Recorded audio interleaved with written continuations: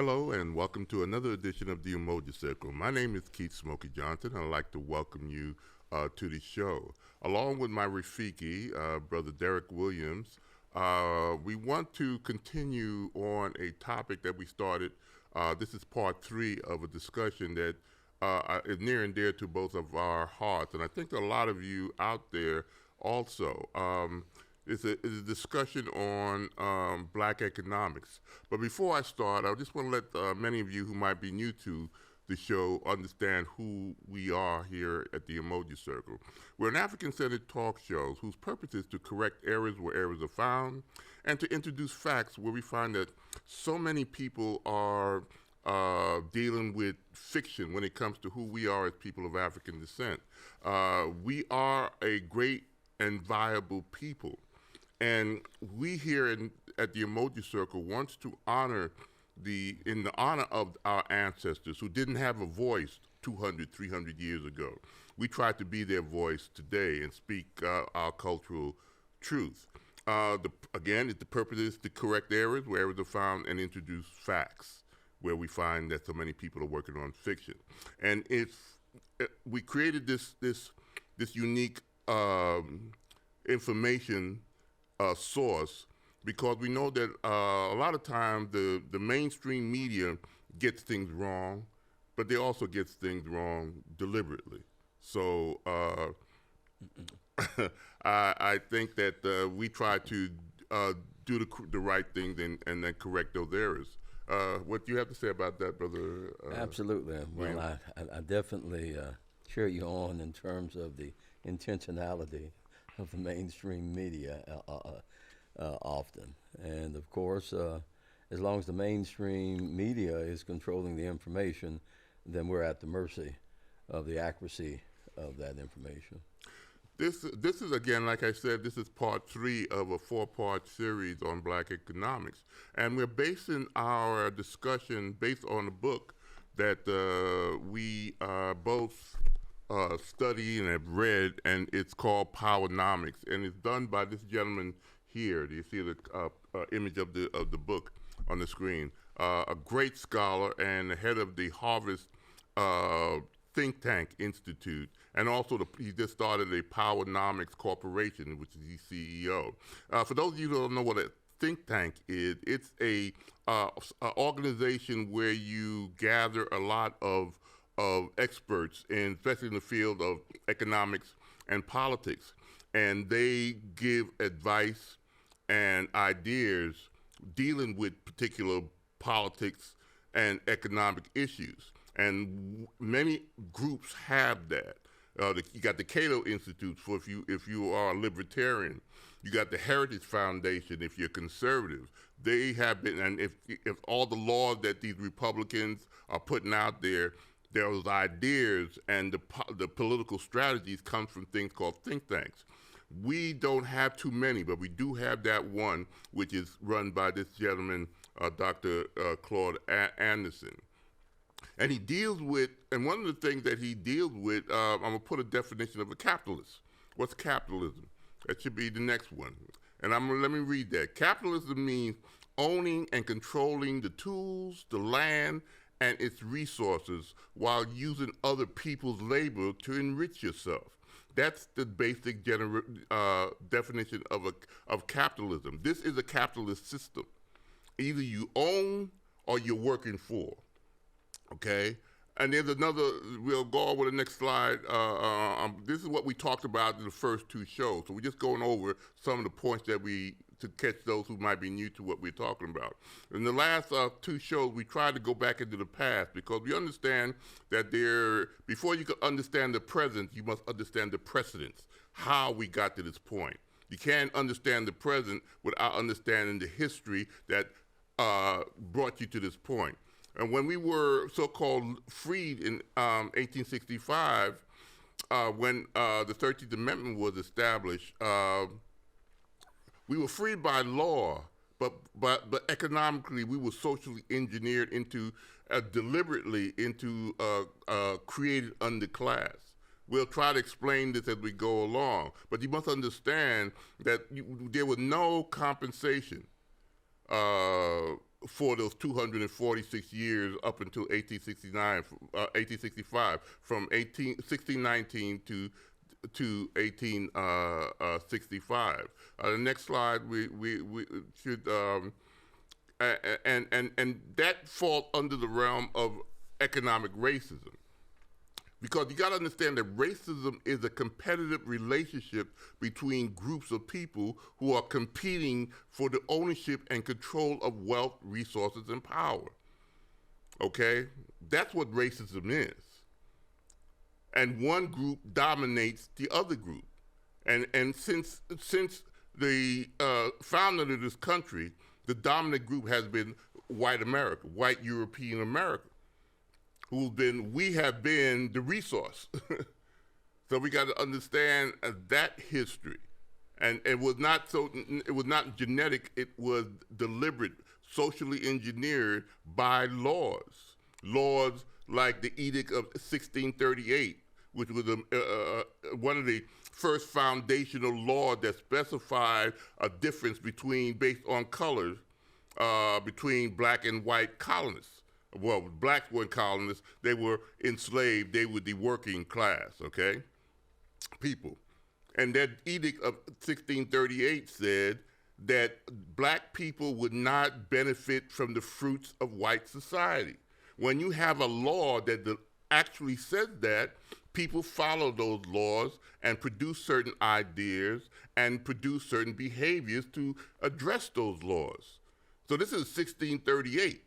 Are we still dealing with that idea that some white Americans who became culturally indoctrinated with that idea that blacks still can't reap the benefits of this society?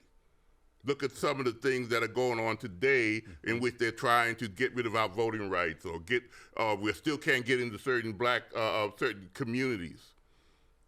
This did not happen overnight. This happened based on deliberate socially engineered into an underclass. Absolutely. I got one more slide. Okay. So when you're freed without any economic compensation for the previous 246 years of free labor under extremely harsh and horrible conditions, which made us an economic underclass even when the 13th, 14th, and 15th Amendment happened. Because just writing on a piece of paper saying you're free, the 13th Amendment. 14th Amendment said you had certain civil rights. And then the 15th Amendment said, you can vote. But if you don't have any economic basis, again, what was the definition, the first definition of a capitalist? It's ownership. And in 1865, we were not given anything to own after 246 years of free labor. Brother Derek, I just hope I opened up the discussion. Yes, you've opened the door wide open. I would like to emphasize the importance of when we talk about slavery. Unfortunately, it was a moral issue, but most people think that it was only a moral issue. Mm-hmm. And in order to really assess the impact of slavery, we must recognize it was also an economic crime against the people. The 246 years that you speak of is unfathomable when you think about it, to be able to acquire any resources. And then at the end of that period, to receive the paper freedom, which basically what it was, not even a handful of seeds, certainly not the 40 acres or the donkey or the mule or the hoe. Just imagine, engage in conversation. 246 years without free acquiring. labor. Yeah. Free labor. Yet having the skills to be able to sustain yourself. And so when we talk about slavery, we must, in fact, not pause only because of the moral destitute of that condition, but we must recognize economic destitute of that condition. You cannot live in a capitalistic system without capital. You cannot practice capitalism without capital. And to be so far behind, to have your hands tied, your legs tied, your knees tied, and then to be criticized for not being able to perform at the capacity of other groups who enter this country, having connections to their homeland, coming in with their talents and degrees and all of the things that make them an aggregation and a people. So I just wanted to pause and indicate that, yeah, slavery was a moral issue. It was a terrible moral issue, but it was also an economic devastation for the people known as African Americans or blacks in this country. Dr. Claude Anderson, in many of his lectures, he's been doing this, his background a little bit now.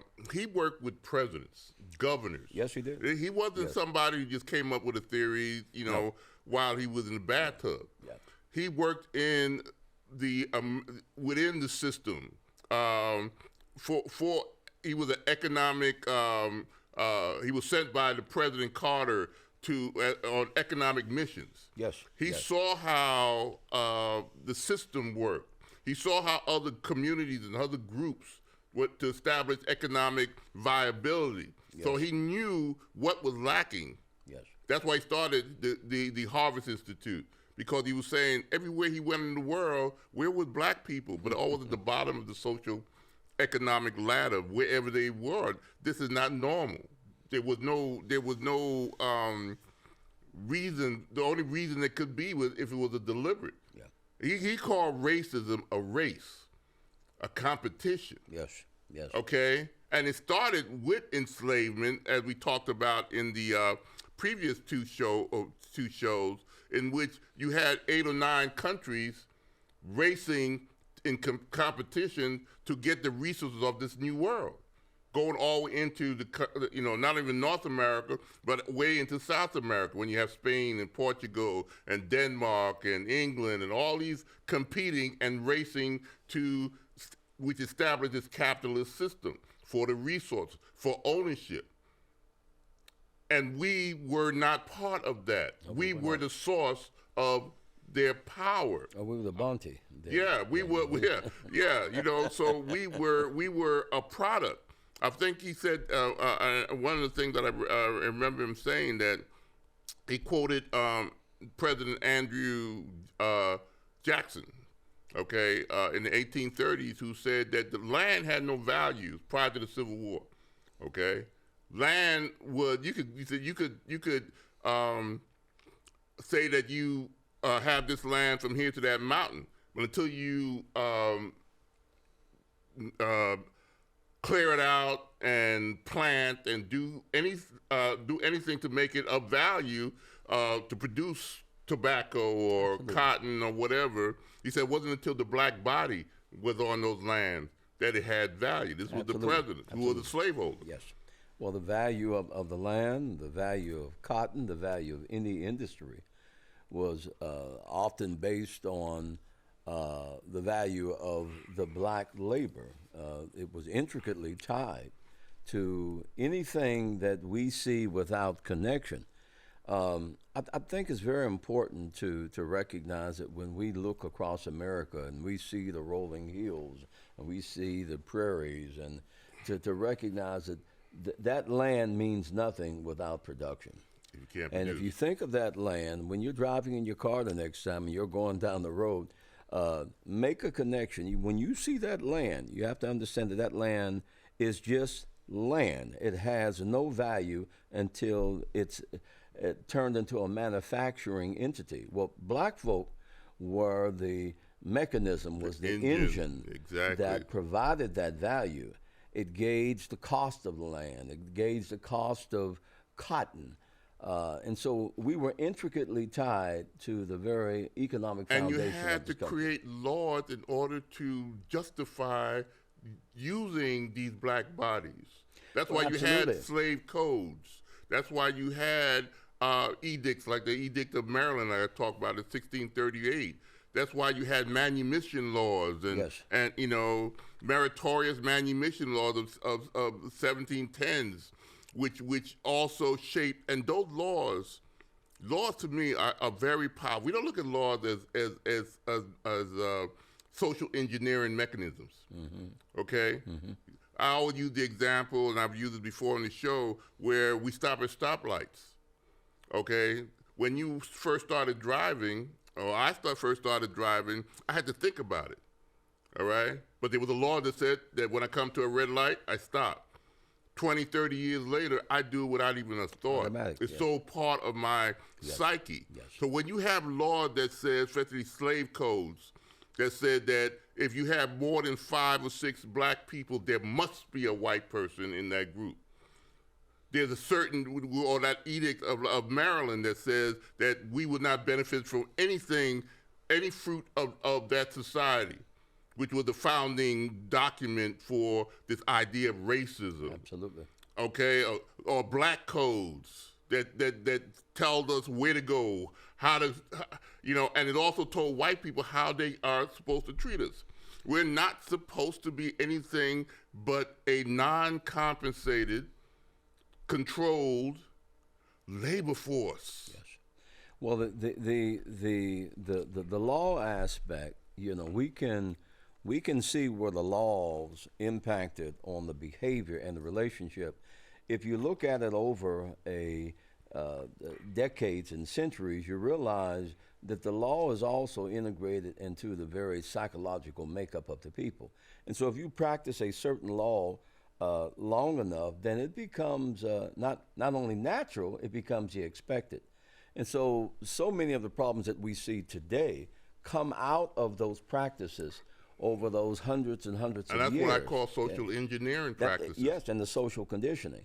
And so it's not just something like flipping a coin or passing a new or we practice. naturally went into these states of action. No, we were following deliberate laws of the land. Absolutely. In a land that has the mythology that is passed down today that said we were a land of free. Yes. People came here for freedom.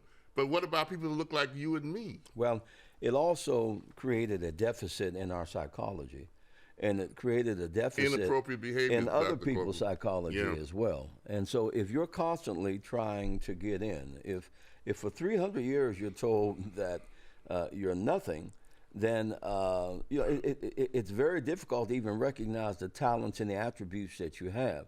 And so you got to see the psychological relationship in this as well. Those laws produce a certain kind of behavior that we still see in practice today. Again, those laws said that, and white people were forced to follow these laws. They said that black people were to be excluded. Yes. Okay? Subordinated. Okay? These Yes. were written laws. Yes. Non-economically compensated. Yes. Work for nothing. Okay? Non-competitive. We had no rights to compete. It was perfectly clear. And manage where you going, what you going to do. Yes. When you had law that says that, and this is from the 1600s. Yes. Okay, and there's a quote that I always like to use from a great scholar, psychologist. He said that the actions of the first generation of people, say the 1600s, when these laws were written, becomes the experience of those people, our ancestors and those white people who were in the colonies in the 1660s when these slave codes were put out. Then that experience becomes the history of the following generation, their children, their grandchildren, and then the history of these laws that followed for the 6 or 7 or 8 to 10 generations later becomes part of the culture. Yes. Yes. Why do you think we see people we call Karens and Kens on these video clips in 21st century America? The seed was who are doing the yes. same type of things, who don't know the history, but they'll come up to a black person who might be in a uniform showing that he's a FedEx driver or something, but he's in their community, and they go say, what you doing here? Yes. Why are you here? Yes. I'm going to call the cops. Yes. Or for every reason, they call the system. Yes. This is not something that is current for the 21st century. This started in the 1600s by those laws, and it became part of white culture to subordinate us, okay? and manage us. And not only from an individual perspective, Smoker, we must recognize all of the institutions that were in collusion with maintaining this social order. One of the things they recognize is that in order for it to be successful, that the other institutions, whether they be religious, the governmental, the economic systems, had to collude in order to maintain and ensure that even when no one was watching, that this system was in vogue. And so the behavior that you talk about today with the Karens, and these are interesting terms that we use, but this started a long time ago. It started the seeds were planted a long time and ago. if you don't understand that history, you cannot put light on the problems today. That's what we were talking about in the first two shows. Okay, these next two parts we want to talk about today, and some of the solutions, but we got to understand what we're up against. Absolutely. Absolutely. In a capitalist society, what we've tried to explain just now is that it's because economics is intimately tied to history. Yes. In order for you to understand the economic woes of Black America, why we're acting the way we're acting, we have to understand that history that led us up to that point.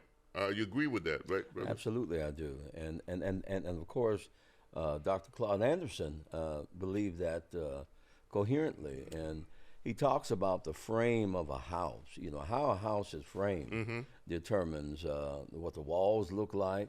How a pattern is made determines whether or not it's a flared dress or a pair of pants. And this framing of the laws and the behavior of a country, they continue long after the initial exactly. design of from those generations to generation. Absolutely. Because by the third or fourth generation, and if there's no historical education or intervention, you know that this is what my granddad did. That's or right. my dad did. This is how we treat those people that look like you or me. Yes. Okay? We're not, this is the way the society has been going on. And this has been going on for hundreds of years, not a couple of decades.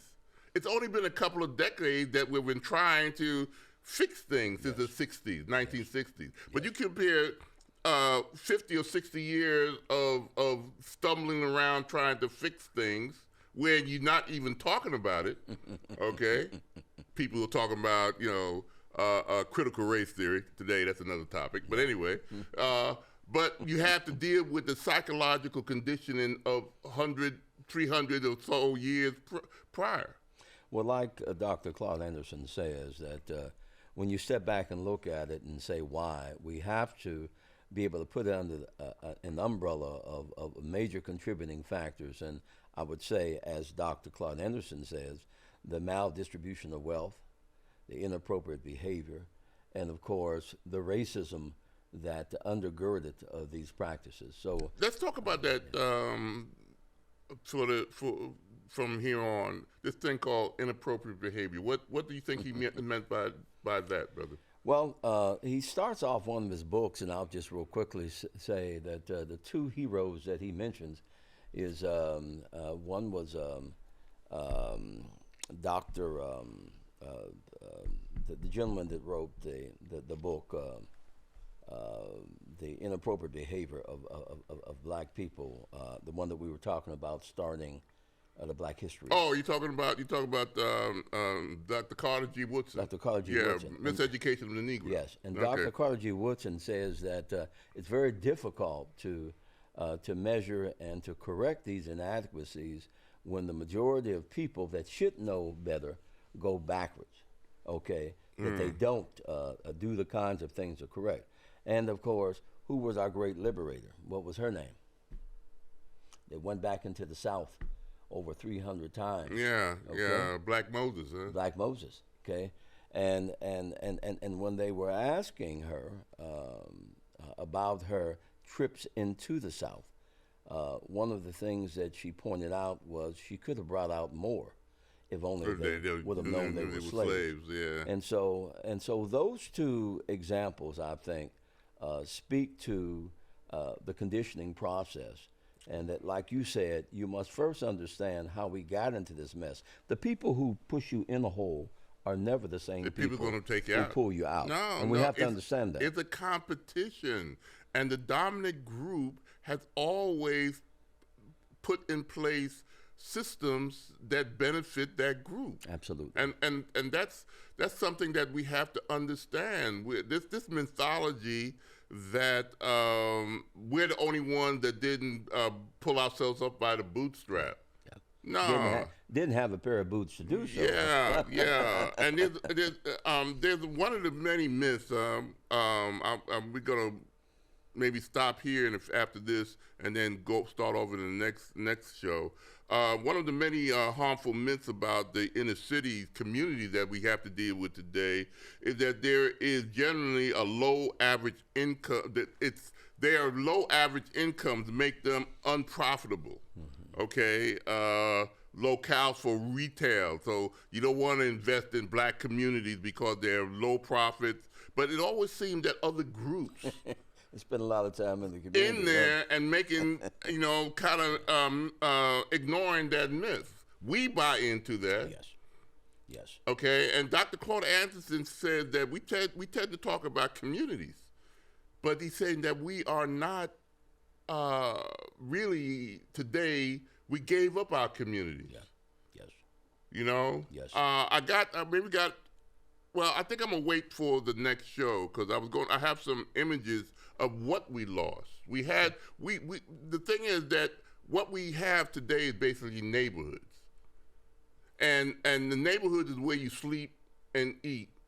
But the communities that we go to that are viable is other groups' communities.